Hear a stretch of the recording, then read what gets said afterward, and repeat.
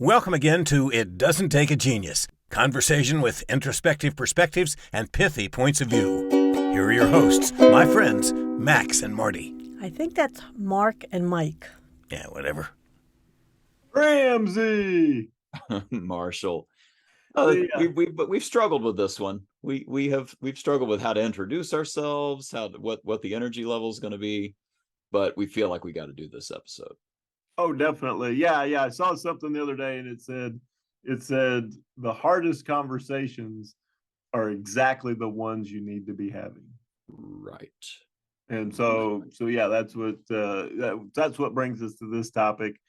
I have to admit, in my life, I've been very, very blessed that I've not had this hit close to home, Right. either professionally or personally. You, on the other hand, have dealt with this fairly extensively for the average citizen, I would think. Yeah. I don't know why it keeps it keeps being a part of the lives I'm interacting with. But basically we've been talking about crucial conversations a lot in this podcast, and one of the things that I just felt like our consciences needed to be clean. That there were some crucial conversations where when you open up the can of worms and you start helping somebody process some things you're observing, that you get down to the nub, and whatever the issue is, they are now officially suicidal. And so we're not going to suggest that this episode is going to equip you as a manager to handle this, but we want to point out a couple things and send you to a resource that could help get you equipped and get you started. Because I really truly believe, just based on the stories that I've been a part of, that there's no way this won't continue to be a major part of the international workforce, let alone the American workforce, that will have mental health. Let me try that again. Mental health issues as we go forward. So I want to just give a couple thoughts on this and send people on their way. So that's why we're here today. Yeah. Super cheery stuff. I think it's good for me because I will fully admit that my radar for this is terrible. It's almost non-existent. I haven't experienced this close to me. And so, even in the toughest crucial conversation, it never enters my mind that this person could be getting close to, taking themselves out of the world, and so, but it's something that I do need to be more conscious of. So, I'm interested to hear. Right, I know that you've taken a class, in this, you've dealt with it. So, interesting to hear.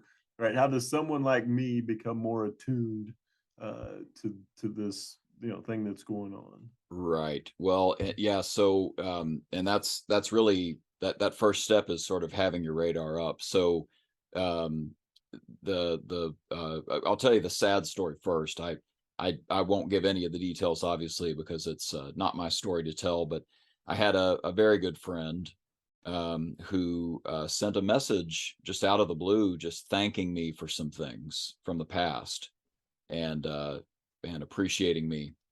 And I was sick at the time. Maybe my radar would have been further up if I had thought about it, but only after the fact did I realize this was the goodbye note. And that was my moment, right? Like if my radar had been up, I would have followed up and said, what's going on here? But in the moment I missed it. And so the first point is just to be noticing, the things people say, the actions that they take, things that change in their demeanor, just any signs, right? Just being open to having your radar up to any signs that might be there to give you a clue that there's something here you need to double click on and just make sure that this person doesn't need to be helped. So the class that you mentioned, it's by Living Works. We'll put a link in the show notes, but it's livingworks.net. and they have an excellent little 90-minute course that introduces you to a 4-part acronym that can help you sort of think through what you need to handle in these situations. But that's basically, we're not going to give away their secret sauce here, but that's basically point number one is just having your radar up is really where that starts. And noticing for just even throwaway lines that people say, seems like it'd be better off if I wasn't here, or something along those lines. Changes in their behavior of things that they do that seem to be giving them an opportunity for an exit of some kind. Stuff like that. You just go ahead and have your sixth sense up, and in many cases trust your gut. Once you just have a witchy feeling about it, maybe there's a reason. So that's sort of story number one, is just, I missed it, and I regret. I often think about how things would have been different if I had just followed up with them, and I just missed it. So have your radar up. That kind of leads to point number two, and this is going to be sort of a broad concept, but just the idea of, like, it's okay to go there. This model, the Living Works model, gives some suggestions about questions that you could ask and ways that you could, have the conversation. But I would just encourage people that, this is an ugly thing. It is a can of worms, but you are going to feel so much better, even if the answer is no, I'm not thinking of killing myself. They're going to appreciate the fact that you followed up and asked, and you're going to have your conscience clean. Right. You're going to be able to say, well, okay, I followed up at least. So that's my second story, really, is I had this actually happened with a client. I had somebody that I just started, getting the feeling, and a couple things said, nothing really across the bow. But finally we had a moment to go there. I say story. This is actually stories. This has happened, I think, 3 times now, and it's it's this moment where it's like you can hear a pin drop in the room. It's really, really intense. It's not a pleasant thing, but oh my gosh, like that! Finally, the can of worms is open. Right now, we can talk and help this person get some help. And that's exactly what happened. I'm not going to be helping them, right? I don't have that skill set, but I can connect them to some help, because now I know, right? So there are some things we can suggest. If you're listening in America, we have 988 is the number that you can now call. It's like 911, but it's specifically for people or friends of people that are considering suicide. So we have this amazing hotline now, and but you can't offer that resource or call that number until you've actually done some things to just talk to the person and say, are you, it's a crucial conversation. Here's what I observed. Here's what you said. It made me feel like you're thinking about taking your life. Is that what's going on here? And just having that rip off the Band-Aid, open up the can of worms moment to go there gives you at least the peace of mind. Hopefully you're wrong. At least you have the peace of mind that your conscience is clear, that you asked, and they appreciate the fact that you asked, I guarantee. And then nightmare scenario that they really are thinking about taking their life. Wow, now we can have a conversation to help them get some resources. So those are really the 2 points: is radar up and go ahead and go there once you think there's something going on. That's it. No, and that's fantastic as the approach goes, and to me it's so difficult for me as somebody who my disc style would tell you the direct approach is not my favorite approach. Right. And so this question, it's not a what question, it's not an open-ended question. Yeah. Right. It's just, tell me, are you thinking about taking your life? Yeah. And so that would be an incredibly difficult question for me to ask. Right. But I can see the power of it. And then, I can see that it could take you to where you need to go. Right. Maybe not where you want to go, but where you need to go in order to potentially help the person sitting across from you. I'll tell one more story that's sad and happy, and it doesn't have to do with suicide, but to that point, for anybody who's out there going, "Oh man, I'm holding back. I don't want to go there." I have a mother who is a very warm person. She's very much a people person, and I don't know how she developed this skill. What exactly it is that made her like this, but she's willing to go there. She is willing to talk about the ugly that's on the table. She'll lay it on the table, put a spotlight on it. I don't know if it's having 4 boys and trying to pry out of them what's going on in their lives as they're teenagers or what. But anyway, I had a friend who was Latina, and she died very suddenly when we were both college age. And just a tragedy. Just this beautiful, classy young lady who passed away very suddenly one night. And it was a medical condition. Just nothing could have predicted it. And my mom said, "We've got to go to their house tonight."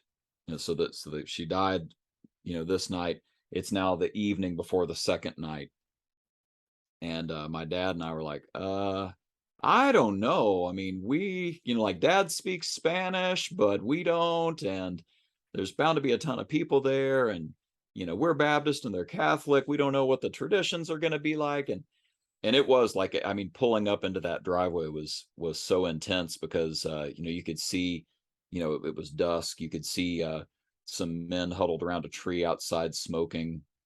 You can see the sparks. I can still see the sparks of their cigarettes, and just thinking, what are we walking into here? How in the world can we be of value here? And we walk in the door, and the mother of the deceased daughter is sitting there in a easy chair, sort of by herself, people milling all around. The house is just full of people. The priest is there, and but she's just sitting there crying by herself. And my mom just marches right over and squats down next to her and grabs her hand and just lets her talk. And for the next 30 minutes, it was just mom never even cried. It wasn't like she had to get emotional. It was just mom was letting this woman process. She was just being present for this woman. And I will tell you, here's the happy ending to the story is she, obviously we all mourn her and we all miss her, but I will tell you who gets a hug and kiss every time in town they see my mother is this couple. The parents love my mom. I mean, they are so thankful for my mom. So I would just not don't sell yourself short. You being the one to go have that conversation could be such a value to the people that you're trying to help. Don't be afraid to go there. It's so worth it, and you can do it. Mm. That's it. I think, yeah, those powerful reminder. And notice where my shoulders are. Shoulders are up, by my ears. like just talking about this have already stressed me out. Right, my back hurts. My shoulders are tense. Right. And that's the physio reaction to even the thought of this conversation. Yeah. But maybe those are the signs that tell you that you need to ask the question. Yeah. And so I pledge, because of your encouragement, to have the radar up, be more aware of it. Yeah. And even those flippant statements, like Right. one of the favorite expressions kids use now is FML. Yeah. Don't Google it. Right. But yeah, F my life. Yeah. And I always kind of look at it as just kind of a silly little thing Right. that they say when they're frustrated. But it's like, well, is that the initial point where we need to have a deeper conversation? Yep. 100%.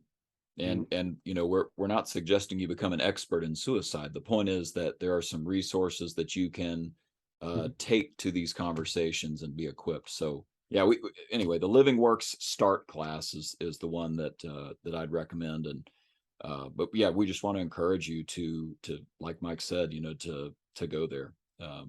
So hopefully this is something not a single one of our listeners ever has to use, but by golly, I wanted to make sure that we had put it out there so that God forbid it becomes a situation that you are equipped to deal with it, and your conscience is clean and so is ours. So there you go. Yep. No, I encourage you for encouraging me to do this. That's right. like, hey, I got a topic. I'm like, no, nope, don't want to do that, but yeah, you stuck to it, and yeah, I think yeah, we got some resources that people can peruse. So yeah, if you're like me, yeah, just yeah, lean forward, lean into it, engage a little bit more, keep your ears and eyes open, and you never know, who you can help. Regret is a whole lot worse than tense shoulders. Yes, 100%. Yeah. Yeah, cool. Well, let's speaking of cheery people, let's turn it over to our announcer to wrap this thing up. And that's it. Join us next time when you'll hear Mike say, well, I'm sure he'll say something pithy. Don't miss it. Next time, it doesn't take a genius.